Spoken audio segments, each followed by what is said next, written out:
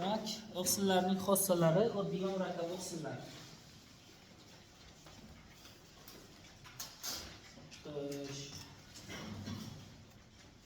Oksillarning xossalari bir-biridan farq qiladi. Oksillarning bir-biridan xossasini farq qilishi aminoksitlarga bog'liq deb aytilgan. Tushunarlimi? Aminoksitlarga bog'liq, chunki halqali aminoksida bo'lsa, mana bunaqa xossaga ega, halqasiz aminoksida bo'lsa, mana bunaqa xossaga ega. Aminoksitlarni ketma-ketligi o'zgarsa, mana bunaqa xossali oksil paydo bo'ladi va hokazolar tarzida bo'lishi mumkin. Tushunarlimi? Aminoksitlarga bog'liq deb aytgan. Bundan tashqari oksilning eng muhim xossasi nima deb aytgan? Molekulyar massasini juda yirik ekanligi. Tushunarlimi? Ya'ni juda katta molekulyar massaga ega bo'lishi. Sababi nima uchun katta molekulyar massaga ega bo'ladi? Bir qancha aminoksitlarni, ya'ni bir qancha aminoksitlarni o'zaro bog'lanib uzun zanjir hosil qiladi va shu uchun molekulyar bog'ligi katta bo'lib qoladi. Tushunarlimi? Endi oksilning molekulyar massasi haqida gapiradigan bo'lsak, barcha aminoksitlarni, ya'ni 20 xil aminoksitlar bo'lib oksil tarkibida 20 dona emas, 20 xil. Donasi 100 ta, 200 ta, 300 ta, ana shu 20 xil joylashgan bo'ladi. 20 xil aminoksitlar nima deyapsiz? 20 xil aminoksitlar og'irligi 20 xil. Og'irligi 20 xil. Lekin o'shalarning o'rtacha og'irligini 178 deb olingan. Aminoksitning bir dona aminoksitning molekulyar og'irligi 178 ga teng deb olamiz. Tushunarlimi? Endi u masalan 130 bo'lishi mumkin, 131 bo'lishi mumkin, 140 bo'lishi mumkin, 150 bo'lishi mumkin, 120 bo'lishi mumkin. O'rtacha qilib olingan. 178 deb olingan va biz masala ishlaymiz hozir, shunday ishlaymiz va tuzilgan paytda ham xuddi shunday tuzib beradi sizlarga. Avgust imtihoniga, davlat imtihoniga. Xo'sh. Bir dona aminoksitlar qaranglar 178 massasi bo'lsa, 178 bir donasini olib alohida o'lchasa. Lekin oksilning ichidan sizlar bir dona aminoksitni olib o'lchaymiz desangizlarga qanday bo'ladi? Oksil o'lchash paytida ana bu aminoksitdan nima chiqib ketgan? Bu tomonidan OH, yaxshilab qaranglar. Bu yoqqa qaranglar. Ana shu aminoksida bo'lsa, qaranglar. Mana shu aminoksida bo'lsa bir dona 178 ga teng. Tushundingmi? Lekin oksil tarkibida aminoksida kirgan payt ana vodorod bormi yo'qmi? Bormi yo'qmi? Bor. Qanday qilib peptid bog' bo'ladi bu narsa? Bor bo'lsa. Peptid bog' hosil bo'lish paytida bu OH, bu vodoroddan keyingisidan OH chiqib ketgan bo'ladi. Oksil tarkibidagi aminoksitida NH2, NH bo'lib qolgan, COOH, CO bo'lib qolgan, OH va H ketgan bo'ladi. Endi OH bilan H ning massasi necha? H 2O deganida bormi? OH bilan bitta H 2O mi? Ana bir dona ekstrakt 16, 17, 18. Tushunarlimi? Bu nima degani? Bir dona aminoksitdan to'liq massasi 178 bo'lsa, 178 ga teng bo'lsa, oksil tarkibidagi aminoksitlarning massasi esa nechiga teng ekan? Oksil tarkibidagi bu bilan bu yo'q endi. Ya'ni 18 yo'q. 120. Tushundingmi? Nima uchun aminoksitni 138 deb aytganu, oksil tarkibidagisini esa 120 deb aytganini. Mana bu tomdan H, mana bu tomdan OH chiqib ketadi va ana shu bo'lib qoladi. Buni ham siqaylik, ana bu bo'lib qoladi. Va katta aylana 178 bo'lsa, kichik aylana keyin xato bo'lgan, ana bu yerga olish kerak. Qisqasi H bilan OH chiqib ketganligi uchun 120 bo'lib qolgan. Biza aminoksitlarni hisob-kitob qilish paytida oksil tarkibidagisini hisoblash paytimizda 120 deb hisoblaymiz. Chunki bizga oksilning massasini so'rasa yoki polipeptidning massasini so'rasa 120 ni ishlatamiz. Oddiygina 10 dona aminoksitdan iborat bo'lsa polipeptidning tarkibi 10 donadan iborat bo'lsa hamma hisoblasin.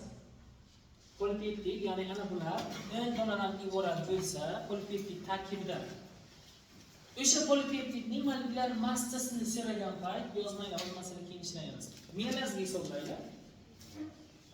10 dona bo'lsa, xo'sh, necha bo'ladi polipeptidning massasi?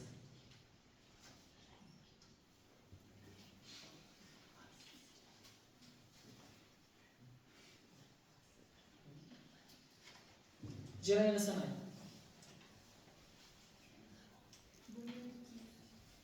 O'ntani bilsan. Ana, oqsil tarkibidagi amino kislotlar massasi nechi? 120, ha? Biz ana shu 10 dona deyapmiz. Ko'paytirilgan 10 nechi? Ha? 1200 1200 12 ming dedingmi sen? 1200 dedimi? To'g'ri aytibdimi hali? Tushunarli? Yoki men aytaman. Xo'sh, hamma eshitsin va miyasiga hisoblasin. O'xshagan kichik masalalar ishlaylik birinchi. Oqsil, ya'ni oqsil demaylik, oqsil desam o'zi masalaga amino sonini ko'p aytishim kerak. Sizlar ko'p narsalarni hisob-kitobga qiynalishingiz mumkin. Polipeptid tarkibida eshitdingizmi? Polipeptid tarkibida 19 ta peptid bog' bo'lsa, eshitdingizlar? 19 ta peptid bog' bo'lsa, o'sha polipeptidni massasini aniqlang. Desam. Darhol qilsangiz ham mayli, agar melar yo'q bu yo'q eslatib ketsa. Aytaymi? 19 ta peptid bog' bo'lsa, shu polipeptidning molekulyar massasi nechiga teng? Asli sana. Ha? 2400. Murod nechi? Qanday hisobladi? Nimaga ko'paytirdi?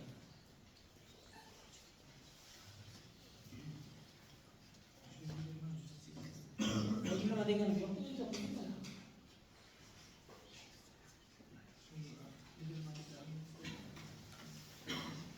Tushuntiribroq ayt. Ha. 19 ta peptid bog' bo'lsa, peptid bog'ga nisbatan soni bittaga ko'p bo'ladi har doim. Shuqani qo'ygan bildingmi? Ha, 20 ta kislota bor ekan. Keyin 20 ni 120 ga ko'paytirdik. Shunaqami? Tushundik-a? Endi kitoblaringizga 100 ta deganmi? 300 ta. Oqsilning tarkibida 300 ta amino kislota bo'lsa, shuni hisoblagan. Qaranglar. Bir dona amino kislota 120, ha? 120 ko'paytiramiz. 300 ta amino kislotadan iborat bo'lsa, nechiga teng? Nechi? 3600? 36 ming ekan og'irligi. Mana shuni hisoblab aytaman. Buni bilasizlar, o'zlaringiz. Tushundingizlarmi shunday deydi? Boshqacha aytaymi savol endi?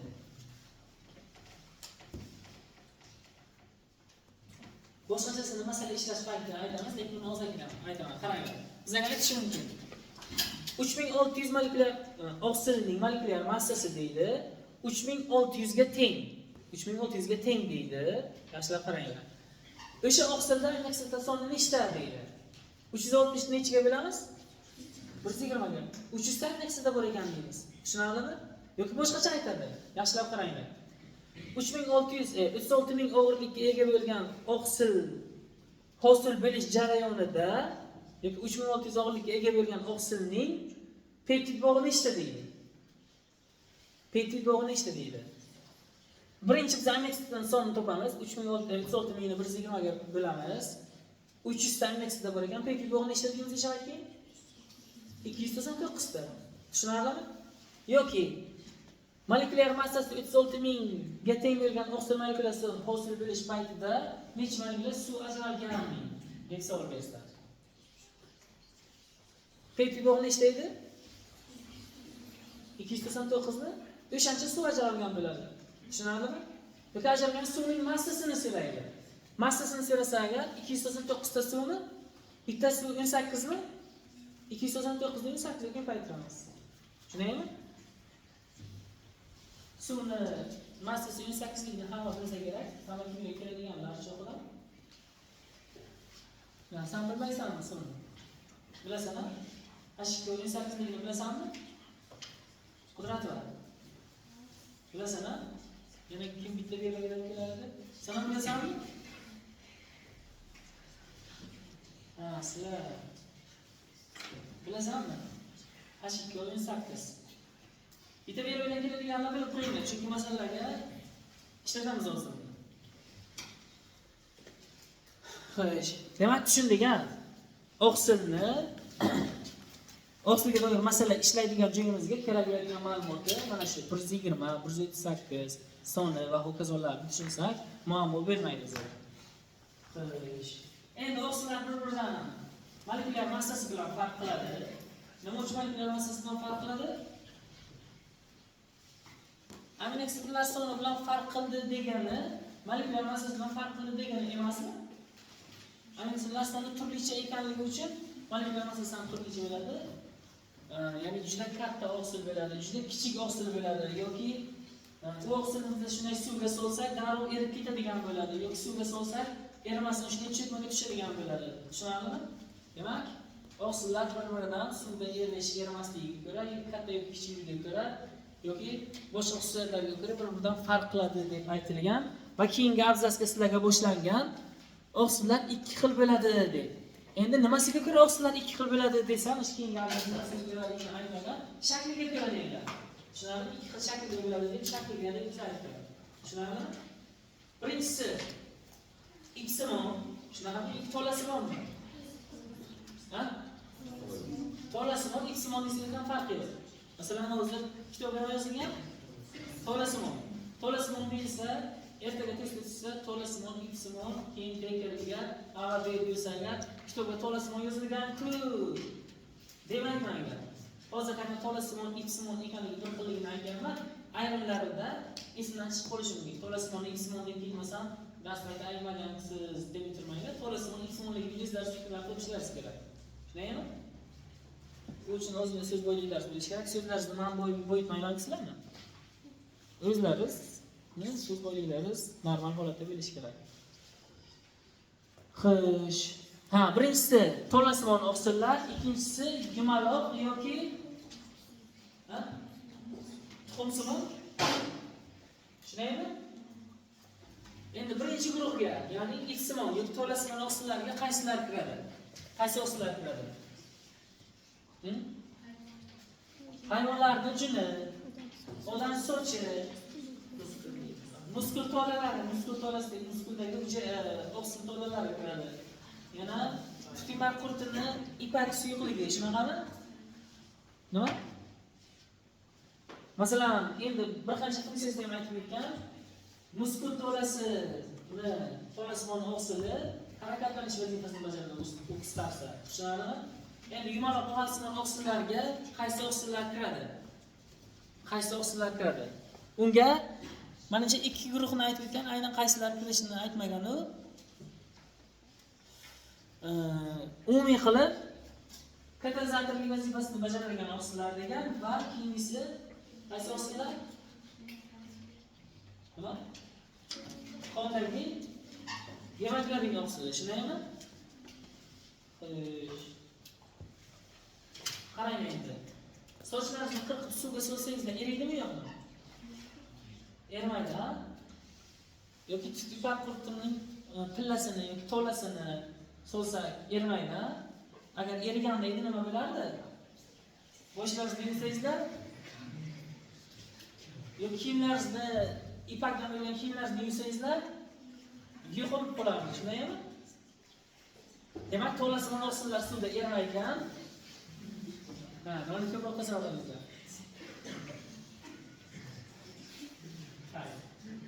Boshlaringizni qo'rqmasdan yuvib bering. Erimaydi. Hayır, eshitamiz.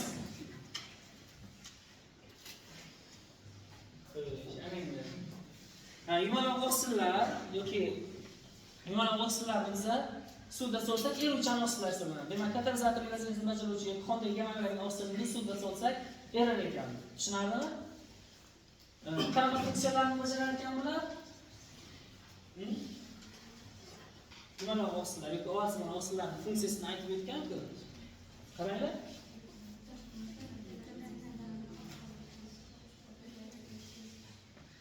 Ya'ni o'zgarishga uchragan paytda funksiya bajaradi. Hozir bizga qaranglar. Buni keyingi mavzuga aytamiz yana.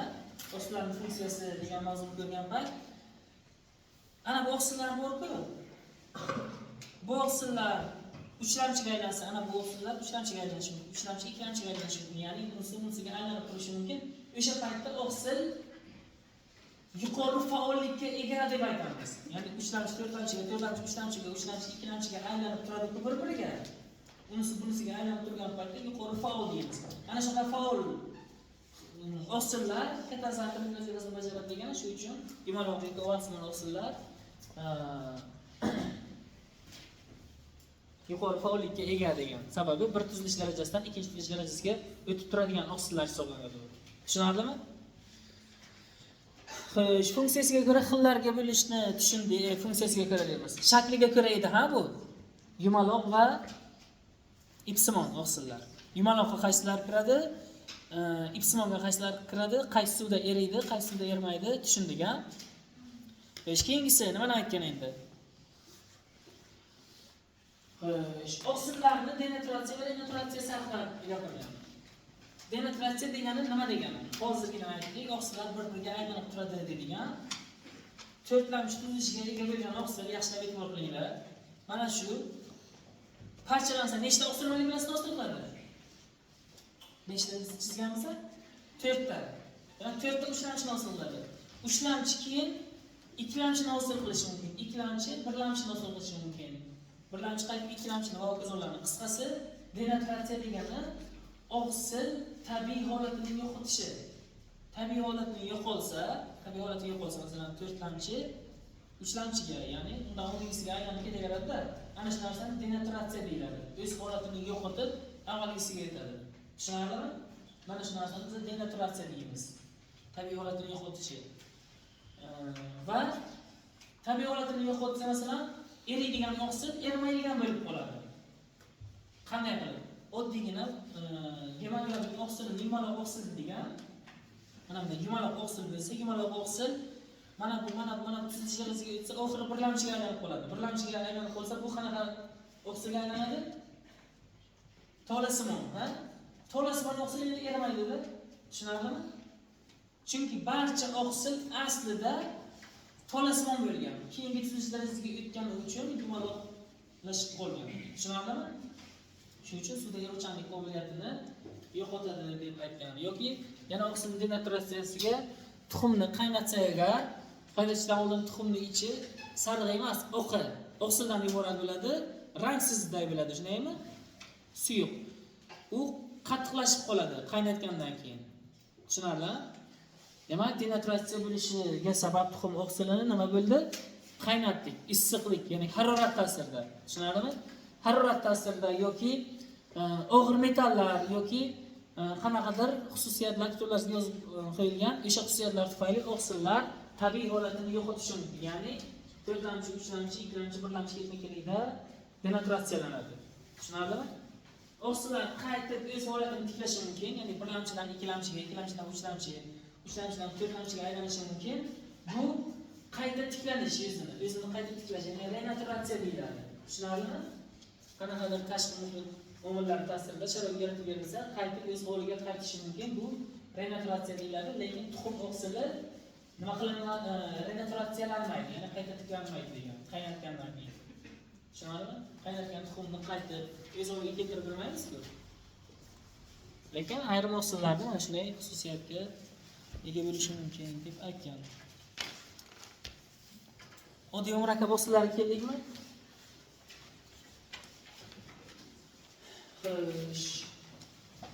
Oqsillar o'zi uglevodlarni ham, lipidlarni ham oddiy murakkab deb bildik-ku. Tarkibida qo'shimcha boshqa modda bo'lsa murakkab deylik, shunaqami? Oqsillarni tarkibi faqat aminokislotalardan iborat bo'lsa, biz uni oddiy oqsil deymiz. Oqsilning tarkibida aminokislotadan tashqari aminokislota bo'lmagan boshqa biron narsa birikkan bo'lsa, biz uni murakkab oqsil deymiz. Tushunarlimi? Demak, shu paytgacha qaysi organik moddani ko'rsa agar, uni murakkab deyishimiz uchun doimiy tarkibiy qismdagidan tashqari boshqa tarkibiy qismlar ham bo'lsa agar, uni keyin murakkab degan ekanmiz. Tushunarlimi? Xo'sh, oddiy oqsillarni xillarini aytib o'tgan. Sizga yozaymi yoki aytsam ham tushunasizlarmi? Xo'sh, oddiy oqsillarni aytamiz mana shunday. Toza distillangan suvda eriydigan oqsillarni aytgan. Birinchisi, tushunaymi? Toza distillangan suvda eriydigan oqsillar. Nima deyiladi buni? Albuminlar. Tushunarlimi? Keyingisi qaysida eriydigan? Nimaning kuchsiz eritmasi? Osh tuzining kuchsiz eritmasida eriydigan oqsillar. Buni nima degan? Globulinlar. Tushunarlimi? Yana qaysi xillarni aytib o'tgan? Spirtda ishqorda eriydiganlari ham bor deb aytib o'tganmi? Oxirroqga. Qarang endi. Distillangan suvda eriydigan, tuzda eriydigan, mana osh tuzining kuchsiz eritmasida eriydigan, spirtda eriydigan va ishqorda eriydigan. 4 ta xilini bergan. Sizlar 4 tagina qilib bo'lganini tushunmagan, yana qancha xillar bo'lishi mumkin. Sizlarga 4 ta xilni bergan. O'sha 4 ta xilidan 2 ta xillar haqida ma'lumot to'liqroq bergan. Ya'ni suvda eriydigan va osh tuzining kuchsiz eritmasida eriydiganlari. Ishqorda eriydigan va spirtda eriydiganlari haqida ma'lumot bermagani, shunchaki shunaqalari ham bor deb aytib o'tgan. Endi toza distillangan suvda eriydiganlarni albuminlar deylik. Albuminlarga tuxum oqsili, bug'doy va qaysi no'xat oqsillari misol bo'ladi. Keyingisi osh tuzining kuchsiz eritmasida eriydiganlarga globulinlar deb aytgan. Ularga qaysi oqsillar misol bo'ladi deb aytgan? Qon tarkibidagi oqsillar va ko'pchilik o'simlik oqsillari shunga misol beradi. Tushunarlimi? Demak, oddiy oqsillardan 4 ta guruhni aytgan, 4 ta guruhdan albumin va globulin haqida ma'lumot berilgan. Endi murakkab oqsillar. Murakkab oqsillar tarkibida aminoksidlardan tashqari yana qo'shimcha narsalar bo'ladi. Bu qo'shimcha narsalarga qarab oqsillarni, murakkab oqsillarni nomlaymiz. Masalan, oqsillarning tarkibida qo'shimcha, oqsil tarkibidan tashqari rang beruvchi nimadir bo'lsa, xromat degan rang-ku. Uni oqsillar boshqacha nom protein deyiladi. Protein. Xromoproteinlar deyiladi. Tushunarlimi? Rang beruvchi qanaqadir metall atomlari bo'lsa, xromoproteinlar deyiladi. Agar oqsil tarkibida nuklein kislota bo'lsa, nukleoproteinlar deyiladi. Tushunarlimi? Yana qaysini aytib o'tgan tamommi? Lipidlar bo'lsa nima? Lipoproteinlar deyiladi. Lipoprotein bu murakkab oqsil yoki murakkab lipidmi?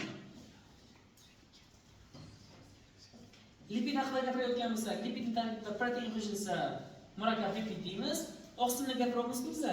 Lipid qo'shilyapti. Endi lipoproteinni o'sha payt oqsil deymiz. Murakkab lipid, murakkab oqsil deb aytilgan farq yo'q. Tushunarlimi? Endi xromoproteinlar tarkibda aminoksidlardan tashqari turli xil rang beruvchi metall atomlari bo'ladi. Bunga masalan qaysi oqsilni misol qilib aytgan? Qondagi gemoglobin misoli.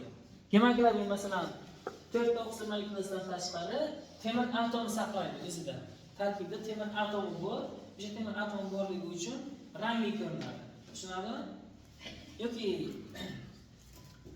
nukleoproteinlardan aytgan, uning tarkibi oqsil va nuklein kislotalardan iborat. Sitoplazma va yadroning ajralmas qismi hisoblanadi deb aytib o'tgan. Tushunaymi? Qisqacha murakkab oqsilda aminoksidlardan tashqari boshqa qo'shimcha modda bo'lishi kerak ekan. Tushunarlimi? Tugadimi bu?